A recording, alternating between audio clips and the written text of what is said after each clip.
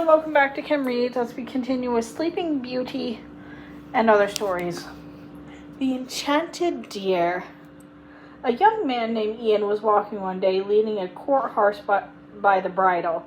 He was thinking of his mother and how poor they were since his father, who was a fisherman, had been drowned at sea, and what he should do to earn a living for both of them.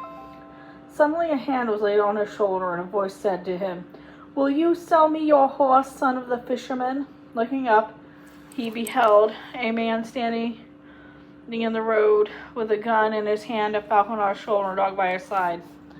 "What will you give me for my horse?" asked Ian. "Will you give me your gun, your dog, and your falcon?" "I will give them," answered the man, and he took the horse, and the youth took the gun and the dog and the fountain and went home with him. But his mother had heard what he had done. She was very angry and beat him with a stick, which was what she had in her hand. "That will teach you to sell my property," said she, when her arm was quite tired. But Ian, her son, answered her nothing and went off to his bed, for he was very sore. Then he rose softly and left the house, carrying the gun with him. "I will not stay here to be beaten," thought he. And he walked and walked and walked till it was day again, and he was hungry, and he looked about him to see if he could find anything to eat. Not very far off was a farmhouse, so he went there and knocked on the door, and the farmer and his wife begged him to come in and share their breakfast. "Ah, you have a gun," said the farmer as the young man placed on the quarter. "This is very well, for a deer comes every morning to eat my corn, and I cannot catch it. It is fortune that sent you to me. I will gladly remain and shoot the deer for you," replied the youth. And that night he hid himself and watched till the deer came to the cornfield. Then he looked at his gun to his shoulder and was just going to pull the trigger when, behold, instead of a deer, a young woman with long black hair was standing there. At this sight, the gun was almost dropped from his hand in surprise. But as he looked, there was deer eating the corn again. And thrice this happened, till the deer ran away over the moor, and Ian after her. And on and on and on, till they reached a cottage which was thatched with heather. With a bound, the deer sprang on the roof and lay down where none could see her. But as she did, she called out, "Go in, fisher son, and eat and drink while you may." So he entered and found food and wine on the table, but no man, for the house belonged to some robbers who were still away at their wicked business. After Ian, the fisher's son, had eaten all he wanted, he hid himself behind his great desk, and very soon he heard a noise of men coming through the heather, and the small twigs snapping underneath their feet. From his dark corner he could see into the room, and he counted 24 of them, all big, cross-looking men. "Someone has been eating our dinner," cried they, "and there was hardly enough for ourselves." "It is the man who was living under the cask," answered the leader. "Go and kill him, and then you will come and eat your food and sleep, for we must be off betimes in the morning." So 4 of them killed the fisher's son and left him, and then went to bed. But sunrise they were all out of the house, for they had far to go. And when they disappeared, the deer came to the roof to where the dead man lay, and she shook her hand over him, and wax fell from her ear, and he jumped as well as ever. "Trust me and eat as you did before, no harm shall happen to you," said she. So Ian ate and drank and fell sound asleep under the cask. In the evening, the robbers arrived very tired and crosser than they had been yesterday, for their luck had turned, and they had scarcely brought back anything. "Someone has been eating our dinner again," cried they. "It is the man under the barrel," answered the captain. "Let 4 of you go and kill him. But first lay 4 who pretended to kill him last night and didn't, because he is still alive." Then Ian was killed a second time, and after the rest of the robbers had eaten, they lay down and slept till morning. No sooner where their faces touched with the sun's rays, then they were up and off. Then the deer entered and dropped the healing wax on the dead man, and he was well as ever. By this time he did not mind what befell him, so he was sure that the deer would take care of him. And in the evening which had happened before happened again. The 4 robbers were put to death, and the son's fisher also. Because there was no food for left to eat, the other robbers were nearly mad with rage, and began to quarrel. From quarreling they went on fighting, and fought so hard that by and by they were all stretched dead on the floor. Then the deer entered and restored the fish's son to life, and bidding him following her, so she ran to a little white cottage where dwelt an old woman and her son who was sick and dark.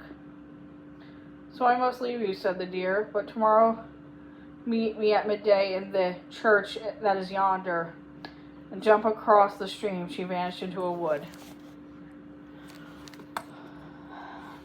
The next day, Ian set out for the church. The old woman of the college had gone before him, stuck an enchanted stick called the spike of her in a crack of the door, so that he brushed against it so that he stepped across the threshold. Suddenly he felt sleepy, that he could not stand up, and throwing himself on the ground, he sank into a deep slumber, not knowing that the dark lad was watching him. Nothing could waken him, not even the sound of the sweetest music, nor the touch of a lady who bent over him. A sad look came on her face, as she saw it was no use, and at last she gave it up, and lifting his arm, wrote her name across his side, "The daughter of the king of the town under the waves." "I will come tomorrow," she whispered, though he could not hear her, and she went sorrowfully away. Then he awoke, and when the dark lad told him what had befallen him, he was very grieved. But the dark lad did not tell him the name was written underneath his arm. On the following morning, the fisher's son went again to the church, determined he would not go to sleep, whatever happened. But in his hurry, he entered to touch with his hand the spike of her, and sank down where he stood, wrapped in slumber. A second time, the air was filled with music, and the lady came in, stepping softly, but thought she laid his hand on her knee, and combed her hair with a golden comb. His eyes opened not, then she burst into tears, placing a beautifully wrought box in his pocket, and she went her way. The next day, the same thing befell the fisher's son. This time the lady wept more bitterly than before, for she said it was his last chance. She would never be allowed to come any more, for home she must go. As soon as the lady departed, the fisher's son awoke, and the dark lad told him of her visit, and how he would never see her again as long as he lived. At this the fisher's son felt the cold creeping up in his heart, yet he knew the fault had not been his sleep that had overtaken him. "I will search the whole world through till I find her," cried Ian. And the dark lad laughed as he heard him, but the fisher's son took no heed, and off he went, following the sun day after day, till his shoes were in holes and his feet were sore from the journey. Not did he see but the birds that made their nests in the trees, not so much as a goat or a rabbit. On and on and on he went, till suddenly he came to a little house with a woman standing outside of it. "All hail the fisher's son," said she. "I know you are seeking. Enter in and the rest can eat, and tomorrow I will give you what help I can, and send you on your way." Gladly did Ian the fisher's son accept her offer, and all day he rested, and the woman gave the ointment to put on his feet with healed sores. At daybreak he got up, ready to be gone, and the woman bade him farewell, saying,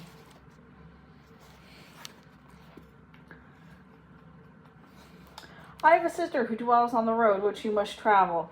It is a long road, and it will take you a year and a day to reach it. But Put on these old brown shoes with holes all over them, and you will be there before you know it. Then shake them off and turn their toes to the unknown, and their heels to the unknown, and they will come home themselves." The fisher's son did as the woman told him, and everything happened just as she had said. But as parting, the second sister she gave him another pair of shoes. "Go to my third sister, for she has a son who is a keeper of the birds of the air, and send him to sleep when the night comes. He is very wise, and he can help you." Then the young man thanked her and went to the third sister. The third sister was very kind, but had no counsel to give him, so he ate and drank and waited till her son came home. After he had sent all the birds to sleep, he thought a long while after his mother had told him the young man's story, and at last he said that he was hungry and the cow must be killed, as he wanted some supper. So the cow was killed and the meat cooked in a bag of its red skin. "Now get into the bag," bade the son, and Ian got in and took the gun with him, but the dog and fountain he left outside. The keeper of the birds drew the string at the top of the bag and left it to finish his supper, when in flew an eagle through the open door and picked up the bag with her claws and carried it through an air to the island. There was nothing to eat on the island, and the fisher's son thought he would die for lack of food. When he remembered that box and the lady had to be put in his pocket, he opened the lid, and 3 tiny little birds flew out. And flapping their wings, they asked, "Good master, is there anything we can do for thee?" "Bear me to the kingdom of the king under the waves," he answered. And one little bird flew on his head. The others perched on each of his shoulders, and he shut his eyes the moment that he was in the country under the sea. Then the birds flew away, and the young man looked about him, his heart beating as fast as the thought there dwelt the lady with whom he had sought all the world over. He had walked through all the trees, and presently he reached the home of a weaver who was standing at his door, resting through his work. "You are a stranger here, this is plain," said the weaver, "but come in, and I will give you food and drink." And the young man was glad, for he knew he had nowhere to go, and they sat and talked till it grew late. "Stay with me, I pray, for I love company and I am lonely," observed the weaver at last, and he pointed to a bed in a corner, where the fisher's son threw himself and slept till dawn, when he was awakened by his host.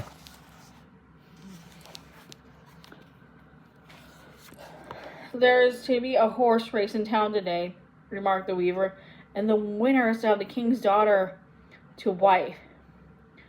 The man trembled with his excitement at the news, and his voice shook as he answered, "There will be a prize indeed, and I'd like to see the race."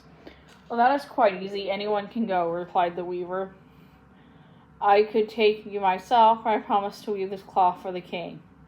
"That is a pity," replied the young man politely, but in his heart he rejoiced, for he wished to be alone. Leaving the house, he entered a grove of trees which stood behind, and took the box from his pocket. He raised the lid, and out flew 3 little birds. "Good master, what shall we do for thee?" asked they, and he answered, "Bring me the finest horse that was ever seen, and the grandest dress, and glass shoes." "They are here, master," said the birds, and so they were. Never had the young man seen anything so splendid. Mounting the horse, he rode in the ground where the horses were assembling for the great race, and took his place among them. Many good beasts were there which had won many races, but horse of the fisher's son left them all behind, and he was first at winning post. The king's daughter waited for him in vain to claim his prize, for he went back to the wood and got off his horse and put on his old clothes and bade the box place some gold in his pockets. After he went back to the weaver's house and told him that the gold had been given him by the man who had won the race, the weaver might have it for his kindness to him. Now, as nobody had appeared to demand the hand of the princess, the king ordered another race to be run, and the fisher's son rode into the field, still more pleasantly dressed than he was before, and easily distanced everybody else. But again he left the prize unclaimed, and so it happened on the third day, when it seemed as if all the people in the kingdom were gathered to see the race, for they were filled with curiosity to know who the winner could be. "If he will not come of his own free will, he must be bought," said the king, and messengers who had seen the face of the victor were sent to him in every street of the town. This took many days, and when at last they found the young man in the weaver's cottage, he was so dirty and had such a strange appearance that they declared he could not be the winner they were searching for, but a wicked robber who had murdered ever so many people, but had managed to escape. "Yes, it must be a robber," said the king when the fisher's son was led into his presence. "Build a gallows at once and hang him in sight of all my subjects, that they may behold him suffer the punishment of his crimes." Wow. So the gallows were built upon a high platform, and the fisher's son mounted the steps up to it and turned at the top to make a speech as was expected for every doomed man, innocent or guilty. As he spoke, he happened to raise his arm, and the king's daughter, who was there at her father's side, saw the name which she had written under it. With a shriek, she sprang from her seat, and the eyes of all the spectators were turned towards her. "Stop, stop!" she cried, hardly knowing what she said. "If the man is hanged here, there is not a soul in the kingdom but shall die also." And running up to where the fisher's son was standing, she took him by a hand, saying, "Father, this is no robber or murderer, but the victor in the 3 races, and he loosed the spells that were laid upon me." Then, without waiting for a reply, she conducted him into the palace, and he bathed in a marble bath, and all the dirt that the fairies had put upon him disappeared like magic. And when he dressed himself in the fine gardens the princess had sent to him, he looked a match for any king's daughter.